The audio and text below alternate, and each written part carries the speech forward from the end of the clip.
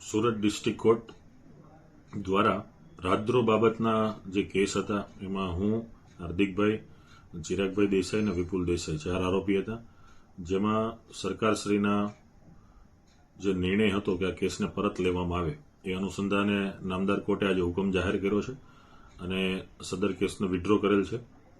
સરકાર દ્વારા જે વિડ્રોના લિસ્ટ જે બહાર પાડવામાં હતું એ અનુસંધાને આજે નામદાર કોર્ટે વિડ્રોનો હુકમ કર્યો છે. રાજદ્રોહનો કેસ પરત ખેંચાયો છે.